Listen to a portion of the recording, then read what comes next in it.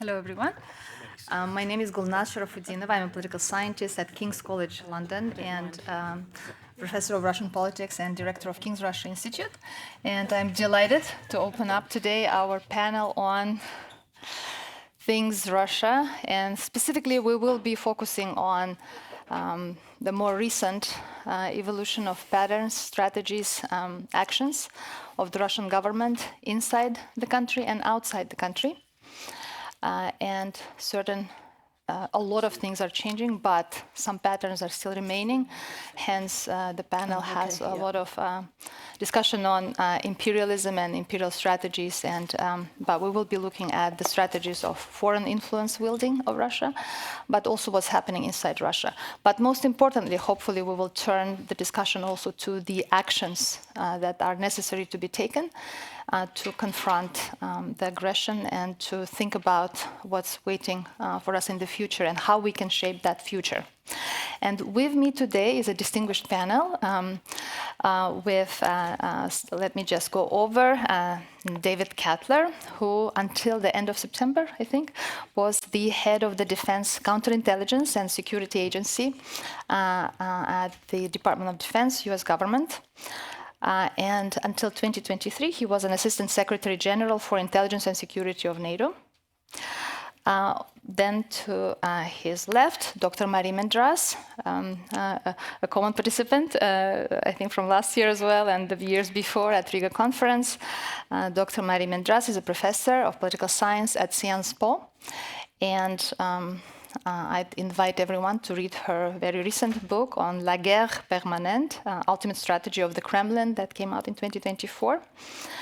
And then to her left, Dr. Natasha Kurt, senior lecturer at the Department of War Studies at King's College London, my dear colleague at King's College London, whose research is focused on international relations and Russia, China, and Russia, Asia relationships. So we're going to start with brief comments from each of our participants, and then we'll open up to questions from the audience. And if there is time, I'll intervene with some additional questions and comments. Thank you. Yep, please, All right, David. thank you. Thanks. It's a privilege to be back in Riga and to serve on this panel with my colleagues. This panel's title captures what we're seeing in real time. Russia's internal authoritarian tightening and its external wars of expansion are two sides of the same coin. The regime sustains itself through repression at home and aggression abroad. Both are driven by a single logic of domination. When we talk of old and new Russian colonialism or imperialism, therefore, we're really talking about continuity. We've seen the rhetoric may shift from divine empire to socialist fraternity to the Ruski Mir, but the essence is essentially unchanged. Now, from my time at NATO, it was clear that this worldview has shaped both Moscow's strategy and its methods. Russian frozen conflicts, cyber attacks, assassinations, disinformation campaigns, political interference are all parts of an integrated system of coercion. What we now call hybrid or gray zone activities are in fact the modern tools of an older imperial and colonial strategy. So today we confront that strategy in its most aggressive form. Putin has turned Russia into a war machine, a state that survives only through conflict. He's converted the economy to a war footing. He's raised a generation to believe that violence abroad is patriotism at home. Inside Russia, censorship, surveillance, and indoctrination have become the glue that holds the regime together. Outside Russia's borders, the same propaganda that dehumanized Ukrainians as Nazis is now being used against other Europeans. And this is not simply foreign policy, it's become the political metabolism of a regime that requires war to endure. And that's why the outcome in Ukraine matters far beyond Ukraine itself. If Russia succeeds, every border in Europe becomes negotiable, and every so-called frozen conflict becomes a template. When Ukraine prevails, the message will be unmistakable. Aggression will have failed, borders will hold, and that colonial model collapses. Europe has acted with sanctions, with energy decoupling, and increased defense spending.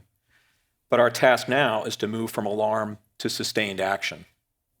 We must turn moral clarity into action by increasing defense production, closing sanctions loopholes, strengthening resilience against the next wave of hybrid aggression, and we must confront the collective challenge before us.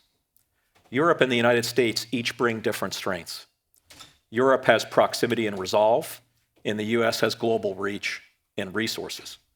What matters most now is aligning both into a durable, unified strategy to end this Russian cycle of aggression.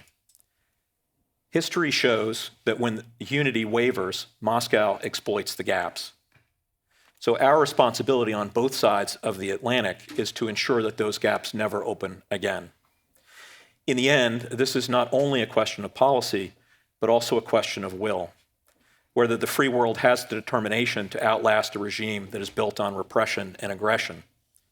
And the answer will determine not only Ukraine's future, but the future of the international order. So it's time to meet that challenge with confidence, consistency, and with courage. Thank you, David. Let's continue with Marie. Yeah. Natasha. Yes, please, Natasha. Yeah, sorry. Thank you, David. As Gulnaz said, I focus more on Russia, Asia. And I agree absolutely with everything that David has said vis-à-vis Russia, Ukraine, and Europe and the United States. But I've been looking a lot at Russia and the global south. There isn't really such a thing specifically as the global south, but it's still a term that we do use in policy, that is used also at the United Nations and so on. And obviously within the global south, there are still a number of different groupings, if you like. But I think that we do need to be careful here because, yes, there is an international order, and the war in Ukraine has already shown that it has reverberations way beyond Europe. At the same time, there are still a number of countries that do not want to be drawn in to taking one side or the other. And there are also other countries which are being actively courted by Russia, as we know, specifically in Africa. Russia paints this in a very ideological way. They talk about not the global south. They have completely rejected the term global south. They talk about the world majority. And they do this very deliberately. There's a much more sophisticated Russian narrative now which talks about a second front against a global minority. And we already know this type of language when we look at kind of more domestic populist type of rhetoric, even Donald Trump, for example, in the US, this idea of, an elite against an oppressed minority. So it's a kind of slightly populist narrative as well. So the idea is that Russia is helping this global majority against the global minority with all of its wealth, while also asserting Russia as a moral leader. And we can obviously laugh about that, but this is the way that it's constructed, and it does have some purchase in certain areas of the globe. We also know that, via organizations such as the Shanghai Cooperation Organization, it's more there probably about China asserting a particular kind of narrative. Its global civilization narrative, its global security narrative, and so on. But Russia, India, and others are also very much involved with this. And I think you can see now that there is a kind of architecture evolving, a multipolar architecture of BRICS, Shanghai Cooperation Organization, and so on. We shouldn't overstate the influence of these organizations, but it shows that there is a sense in which, as I mentioned at the beginning, there are certain groupings of countries which would rather not be drawn in to what they see as faraway conflicts, whether we like that characterization or not. And it doesn't necessarily mean that they are on Moscow's side, but we shouldn't necessarily also expect them to come out in support of us. And meanwhile, in Africa, Russia has also, via the Africa Corps, the successor to the Wagner Group, begun to deepen its security footprint there. And of course, it is no match for China economically, for example, in terms of investment and so on. But it can do quite a lot of damage by enabling war crimes and supporting all sorts of hideous regimes, essentially. And, we can say, well, the US isn't really particularly interested in that area of the world any longer. Obviously, the cuts made to US aid and so on.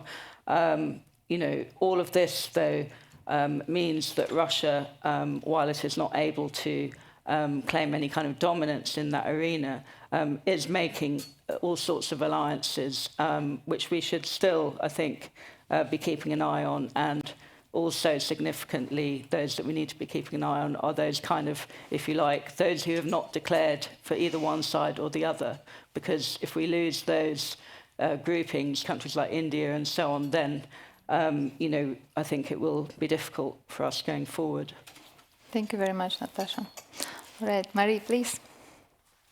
It's very, very nice to be back here at the Riga Security Conference. Thank you very much to our hosts. To start, I would like to pay tribute to the Ukrainians.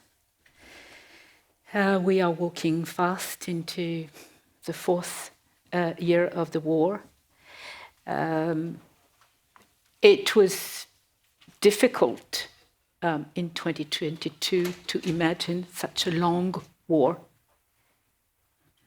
And I think if somebody had told me it's going to last at least 4 years, I would think, but the Ukrainians won't manage without us. Well, they did, because they're extraordinary, smart, brave, and very patient with us, and very determined. And also because Russia has made lots of mistakes. But also because we have supported them. And, when I hear about Shanghai, about the BRICS, this war is being waged in Europe. The EU is the strongest multilateral community of economies, of nations, and NATO is by far, the biggest military and political alliance in the world. So this is the reality. And as David also has said earlier, Russia is probably not in capacity to go for a prolonged war. Based on the reality of today's situation, I would like to say that even if we've made many mistakes, and we continue to make mistakes, in particular with Georgia, as a scholar, to me, there were two major turns in Russia's post-Soviet history. It was the wars in Chechnya and the war in Georgia, an independent sovereign state, 2008. And we didn't get it.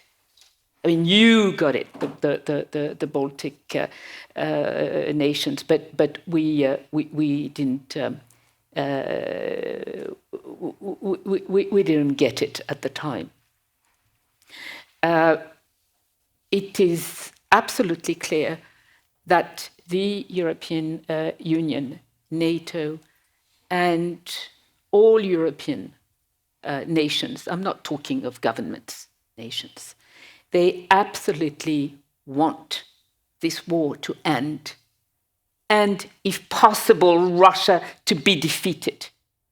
Because you can ask, anyone, I think, in our countries, is it a good thing to still have the Putin regime in a few years at the east of Europe. It makes absolutely no sense. The man has shown his senseless desire and for destroying Ukraine, for destroying societies and institutions in Georgia and other places. And he is doing a lot of harm to his own population, and he has already gotten rid of all public institutions in Russia. If you, and it's also very interesting, if you think of my country, France, the French were very, very supportive of the Ukrainians from the start. And they are still quite supportive, even though we have this huge economic, financial, and political crisis in France today. So this is good news. This is good news, and we have to do what was said this morning: spend more, rearm more, but also probably really act on our words. You remember that President Zelensky, on the morning of the attack on the 24th of February 22, had asked us for take a number of measures, and one was the no-fly zone, which would have saved the Ukrainians from bombing. Today, we are demanding a shield, anti-drone, and we must do it. It's not been done yet. And there's a whole list of very practical measures we can take, and one of them is to have more and more men and women from Europe, from America, from all the coalition of the willing, based in Ukraine with many different types of missions, not only military missions, so that the Russians understand that we take the risk, the political or geopolitical risk, of having thousands and thousands of our representatives working in Ukraine. Finally, I'd like to share a thought with you, and I hope we have time to discuss it. It is, I think, one of the mistakes that we've made together with President Zelensky was to talk about peace conferences and peace negotiations. And from the start, I said that was a very, very bad idea. In the 1940s, we had war conferences. And that's what we should have had, war conferences. We know, and David has made his point very clearly, we know that the Putin regime is not able of de-escalation. They are, it's just a crazy passion for aggression, and they can only be forced not to peace. They can be forced to defeat and withdrawal. This must be our objective. And all the negotiations and talks that are going on are amongst us, the allies of Ukraine, with the Ukrainians. And this is working. This is working. It will be forced on whoever will represent the Russian state when the time comes. Final conclusion, because I study Russia inside as well as much as I can. In a way, my field work has come to me in Europe. There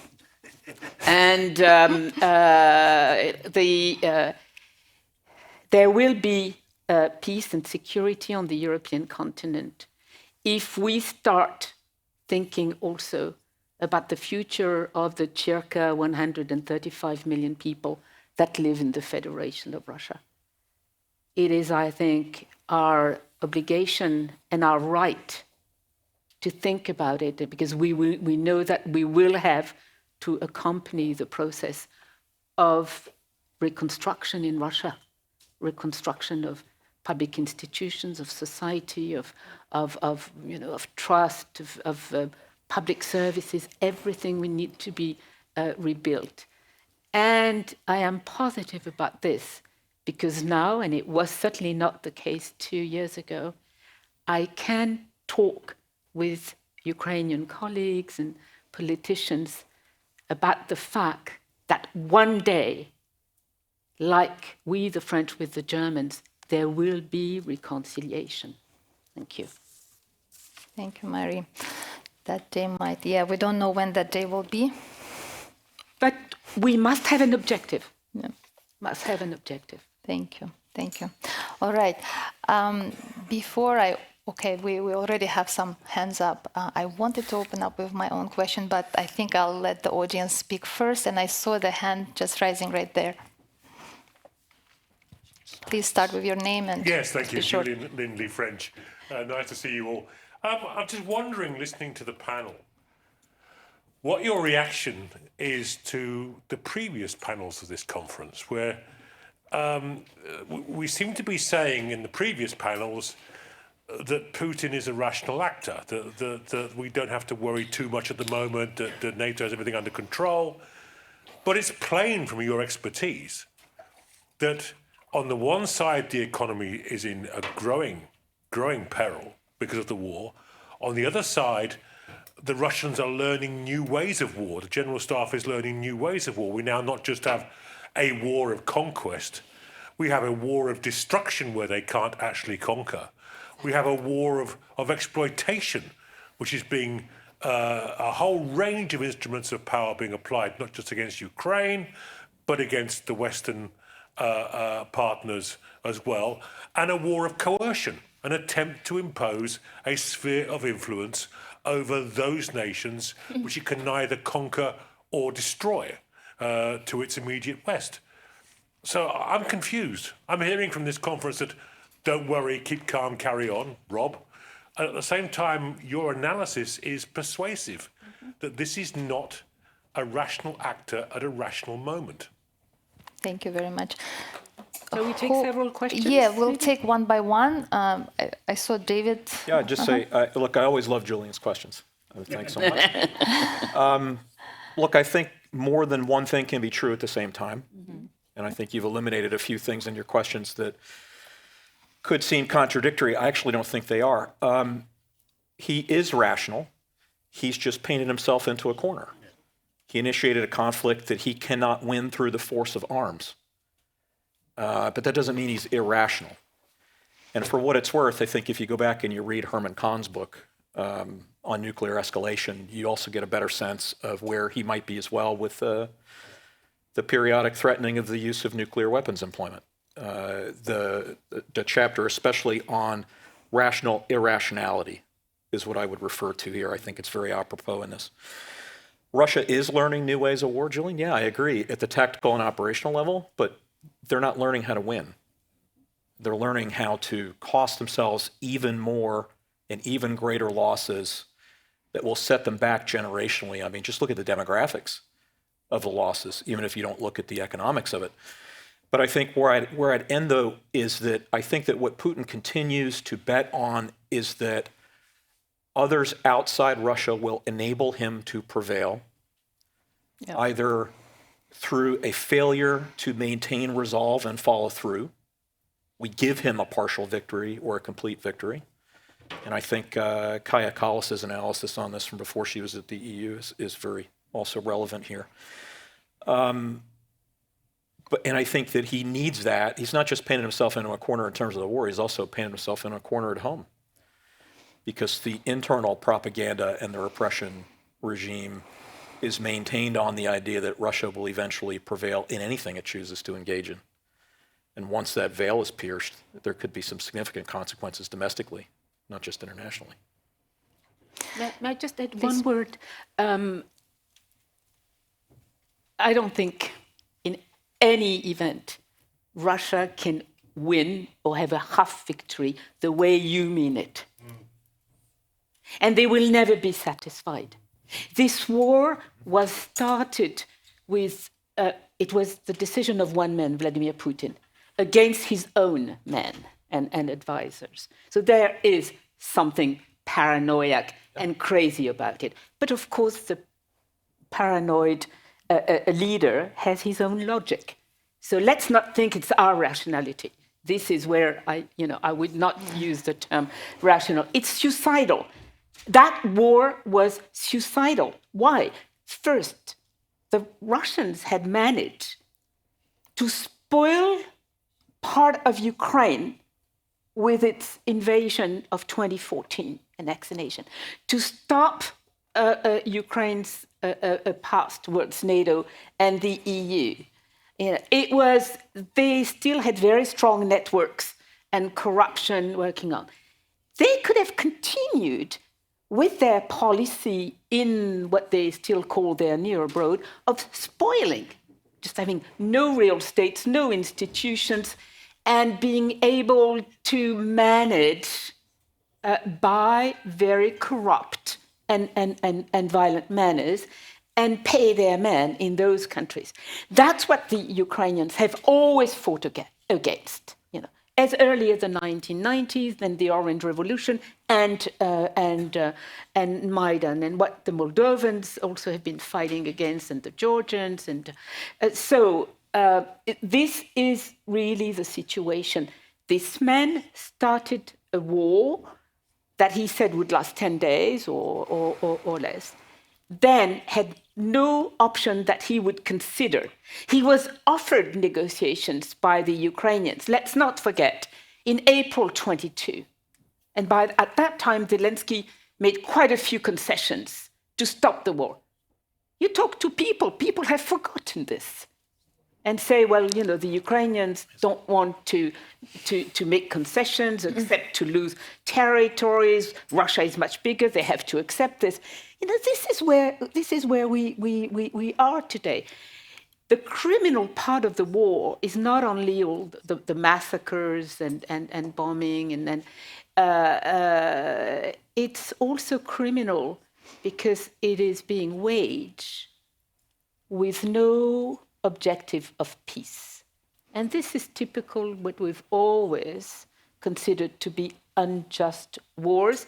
If you wage it without any objective of reasonable human peace. So today, a half victory, nobody's going to accept it. I mean, nothing is going to be set. The Ukrainians will continue to fight. We will continue to. There's no way there can be this half victory. And what I hope we don't get is a half defeat of Russia. Thank you, Marie. I want to take this issue of rationality a tidbit further and add a new angle to it, and an angle that is a result of something of Valdai's speech that I listened to, but also of very strong pronouncements yesterday at the conference here from Admiral Bauer about the impossibility of Putin's deciding to attack or engage in open war with NATO. Mm-hmm. We're in Latvia. And the degree, the perceptions, of course, and the level of confidence that different actors have in this difficult reality is part of the war situation, is part of the information strategies, cognitive warfare, Avi, if you're around. So perceptions are very important. And what I noticed in my own observations as a political scientist of people talking here at the stage, there is a lot of confidence that's associated with officials from the United States, and a lot of confidence. But I've spent some time here in Latvia in summer, and we saw Andriy, the photographer, small session, the pessimism and the very hard feelings and the lack of that confidence that we see as well. So the closer you come to the Yeah. borders, Yes, the less confident you become. Let me just turn this into a very short question to David. Thinking about rationality as relative to the conditions in which an actor, a decision maker, finds himself, herself, can we think about such conditions that we can imagine a war against NATO, an attack of Russia on the Baltics, on Estonia? How is NATO, but also DOD in the US, what's thinking about that possibility? Because yesterday the conversation was that that's impossible at all. Mm-hmm. Well, look, I mean, I'm not speaking for the U.S., just for myself. And what I would say is that it's quite easy for me to envision it. I would not, I love Rob Bauer, serve with Rob Bauer at NATO, but I do not agree with him on the point that it's impossible. Because I, like Rob, am old enough to remember the Russians saying very clearly what they wished, which was a complete reorder of the European security architecture and a rollback prior to the NATO expansion in the East, to also then reestablish the sphere of influence. It was quite clear. To roll back elements of the UN Charter, Helsinki Final Act, rights of self-determination, rights to make choices about security architecture, methods of self-defense, and so on. And I'd say, as a former intelligence officer, sometimes your target just tells you what they're thinking in public. And I think that for me, this is where I'll wrap up and say, because it brings together why I feel so strongly that you have to at least consider the possibility. I would not reject it out of hand. Because again, I believe Putin is rational in his own way. I agree with your point about he has his own logic. You may not agree with it. It may hurt your brain to think in the way that he thinks, but that doesn't mean that his thinking is invalid or he doesn't have a methodology. And he has the power, certainly, and authority in his system to take the decision unilaterally. He has that plenary power if he wishes to exercise it, and he clearly did choose to do so. So I think we need to take at face value the statement that they wish to see a fundamental reordering of the security architecture, at least in Europe, in what Moscow defines as its sphere of influence, its empire,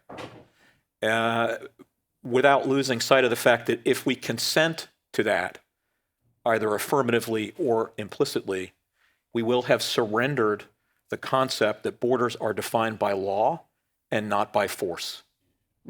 Thank you.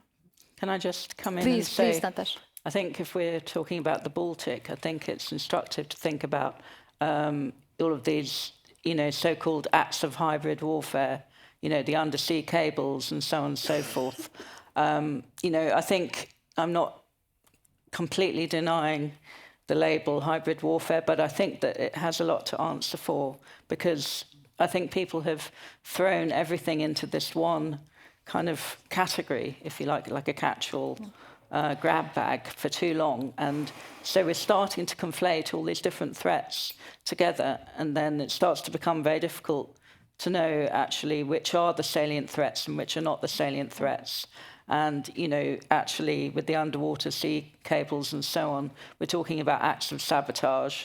I wouldn't really call that hybrid warfare. And I think that we're, we should maybe move a little bit away from grey zone, hybrid, and so on, and just call a spade a spade. War is war. Yeah, war is war. And I brought up this question because at Valdai, Putin, in a very casual way, discussed that there are, laughable talk about and fear that Russia might attack NATO. And Russia observers know that when something is pronounced, we better, especially with Putin, look at the contrasting idea. If it's on the table, then that is on the table. Yes, I may exactly. just add one thought, because I fully agree with you, Natasha. Hybrid war has always been a misnomer or a very counterproductive notion.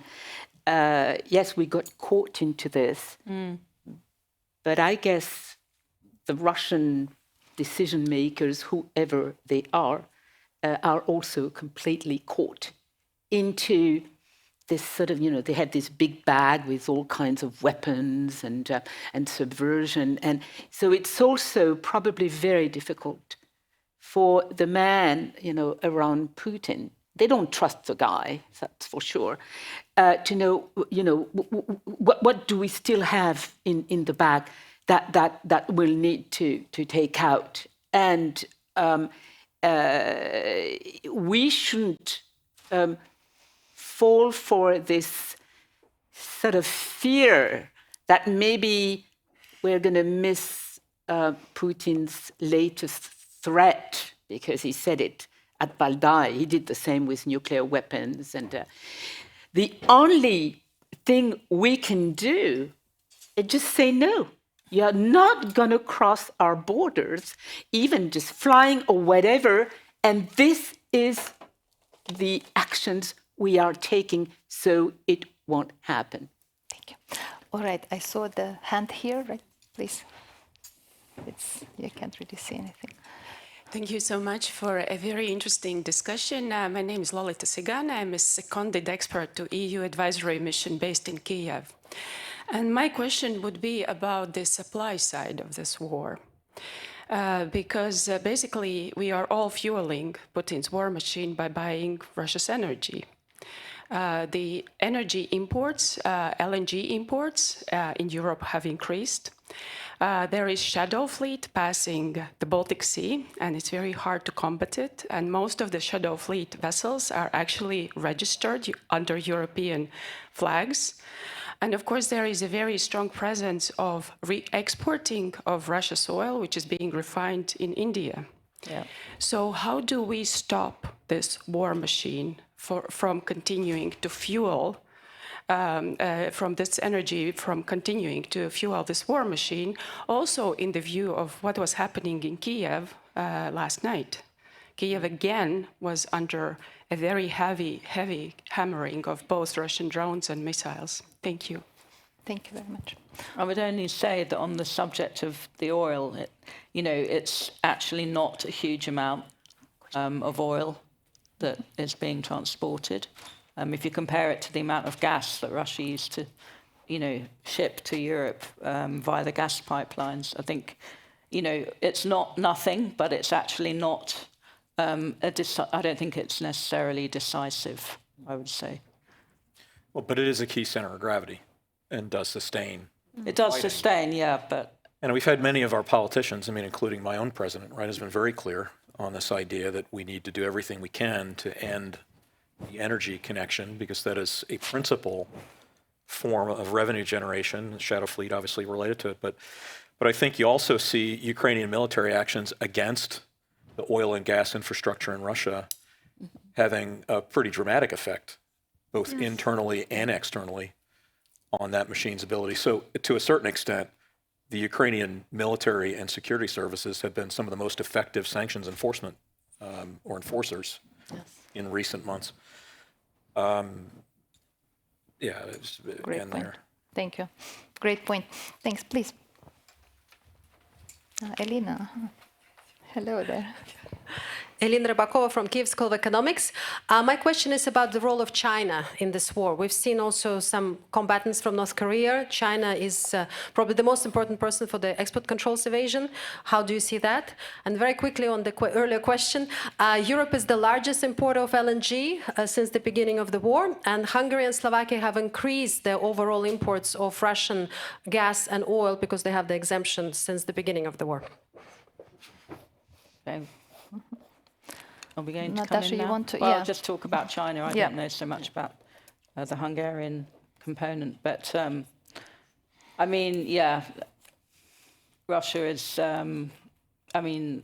Russia is still able to use certain Central Asian countries to essentially evade sanctions, and that's continuing, and that's obviously very concerning. And this is a major area where Russia and China are able to cooperate. China clearly has a big footprint in Central Asia, but it doesn't mean that Russia is leaving Central Asia. It's actually ramped up security cooperation with some Central Asian countries, and it's still China isn't able to completely replace Russia in a number of instances. So yeah, that's a big concern. And I know that in the past, Blinken and others have warned Central Asian countries, but this trade is continuing to happen under the radar. So I don't know what tools there are at the US's disposal to do any more on that. Natasha, to continue on this question, to build on it a little bit, yesterday there was a suggestion, very clear and straightforward, that actually China benefits from the war and has all the interest for the war to continue because it weakens the opponent. Yeah. It allows for the resources, etc. I don't know what's your position on this. It's funny. I did an exercise with some people at the UK FCDO and divide them into two groups. It's like one group argues for China wanting the war to continue, and the other group argues that China wants the war to end and Russia to be defeated, and then China will reap the rewards of reconstruction. I mean, it's very difficult to actually divine completely what China's goals are, but I think there is a lot to be said that China is, for now, benefiting from the war. Obviously, the argument that the war is a distraction from, what China might be doing vis-à-vis Taiwan, for example. So if we have two big powers here, Russia and China, both interested in permanent war, in continuing war, in discontinuation, it's quite a powerful coalition, sort of. I mean, the only counter-argument is possibly, does China want to be shackled to a corpse?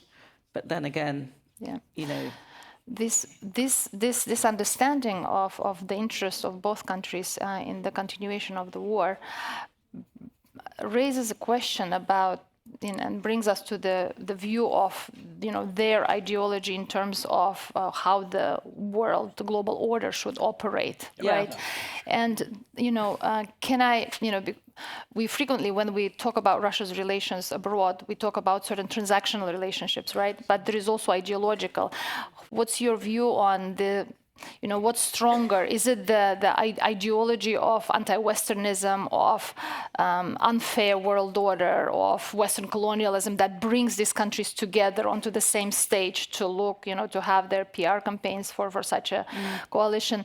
To what extent is it transactional in terms of Russia's trade relations or military support or whatnot? And to what extent is it this ideological, or is it both? Well, I was going to say, I think it's both. I mean, I don't think you can just reduce it down to a marriage of convenience, but it's not going to be an alliance. And, I don't think that they're on the same page ideologically. China has this kind of global civilizational initiative, and then Russia proclaims that it is a state civilization. So what happens when, are you going to get a clash of civilizations there? China's constantly, via the SCO, proclaiming this civilizational initiative. At the same time, it tries to promote this harmonious discourse. It has different narratives depending on where it is. And it's very active, obviously, at the UN in trying to promote itself as a globally responsible player. So that's one area where, continuing to support Russia in the war may, mean that China kind of comes to grief, or may have to kind of revise that thinking, because it's difficult to continue to maintain your role as a responsible global power, tilting at various high-up jobs in the UN, and still continue to support Russia. So, it may depend on that. Thank you. Maybe on energy? On energy and Hungary. Yeah, please. If I may, a very quick response to your important question. First, the EU has been used now to having the 1 or 2 odds out. But most sanctions until recently, since 2014, have been voted in the EU, sanctions against Russia, without even much discussion. Okay, so I think this is the major trend. This is the major trend. Yes, on energy, there is a lot more to be done. But I think we're working on it. We're working on it. But as you know, most of our countries have great economic difficulties, and so we also need readable, understandable U.S. policy in terms of. Now, what I would like to add is that sanctions have been working, not so much because they would strangle the Russian economy or today a war economy, which is certainly not growing or developing in the reasonable sense of the term. But those sanctions fragilize the elites. And that's a subject I'm working on. Not only the ruling elites, because I'm sure if we had more information, and I get some information about ruling circles and even in the military, they would all have liked this war not to happen and to stop. But we also have what I call the professional elites, people like us in the Federation of Russia. The fact that we're putting so much pressure on their government, on their economy, and on their perspective for tomorrow and next year, this is fragilizing the dictatorship. And this also is what we could be working on much more, and communicate with the people inside the Federation of Russia, and also work more productively with the Russian resistance, in our countries. Thank you, Marie. David, you wanted to Yeah, add I'd just something? say very briefly, as almost a two-finger intervention, that I think one thing I would call back to President Metzzola's remarks from earlier this morning, that there are allies within NATO, and there are nations within the EU as well, that have significant energy resources and are certainly prepared, willing to sell them, including the United States, not in the EU and in the NATO side. And the other, I'd say, on the efficacy of the sanctions, I think, yes, the sanctions have bitten and had effect, both within on elites and I think at the macro scale also. But I would just highlight, there's been some interesting analysis lately that I still feel, again, as a former intelligence officer, I always have to point out where policymakers fall short. It's great when the policymakers say things like, it took 18 tries, 19 tries, we could have been, or even as was said this morning, if we had shipped some of the weapons in 2022 that we're shipping today, how much better off would the fight be? Would we even be where we are? To which I say, it took that many iterations in the sanctions regime or in the policy decision-making to provide the weapons to shift the Overton window. It just took time. It was a different context. I mean, think about even the provision of the helmets, even non-lethal weapons in 2021 and 2022 were perceived by many capitals to be very controversial. And then the Javelin and the Stinger and a lot of other things, because there were obvious consequences of the provision of anti-tank and anti-aircraft weapons, meaning that Russians would die. To which many of us said, yes, that's the point of the provision of those weapons, yes. Because until Russians die, they're not going to stop fighting. That's what war is. But it takes that maturation, it takes the contextual shift to make that Overton window slide also. Thanks, David. Please. Thank you very much for the discussion. So I wanted to ask about the impact that Ukraine's strikes on Russia's energy grid, on Russia's infrastructure, are having, fuel shortages in some of the more remote parts of Russia, other consequences of ordinary Russians perhaps feeling more and more that the war is being brought to them. Do you think Russian society is hopeless in this sense, or could the war coming closer to them have some sort of impact on the regime's calculus? Thank you very much. Important question. Who wants to? Well, I think that's the hope, right? And I think the latest analysis is how much of the energy infrastructure in Russia is assessed to be either completely out of order or significantly damaged. I think it's nearly 40% now. I think it's notable, as has been said, when Putin raises something, when he acknowledges something that's uncomfortable, as he's had to now to say that there is there has been an impact on the energy infrastructure, is significant in itself. The statement is significant in itself, because the countervailing statements from Moscow have been to deny the whole thing, and yet there are videos still posted online of significant lines and of a lack of availability of certain fuel specifications also for private vehicles and so on, or prioritization of military over civilian. So clearly that has effect. But I think we haven't yet reached the breaking point in civil society at which the impact is so pronounced that the population will rise up. And I think it's really more about the elites, until the elites feel the squeeze and are directly threatened. And here I don't just mean the removal of luxuries, an ability to travel into Western Europe to purchase certain things or travel or move money around. I think they have to feel that their lives are a bit in jeopardy, that their way of living is in jeopardy, because the population has reached the breaking point. But how long that takes, some of us might have thought they would have reached it already. If I may, on this subject of, I think it's important to debunk the myth about a Russian populace or society. Or in a dictatorship, there's no public opinion and there's no society as we study it in our countries. You have many human communities living in very diverse parts of the continent and in very different conditions. We know that at the beginning of the war, they lived very much in the world of propaganda, and they were like us in a way. They were paralyzed by the shock of this huge total aggression of a very large country in Europe. I think there was such a shock.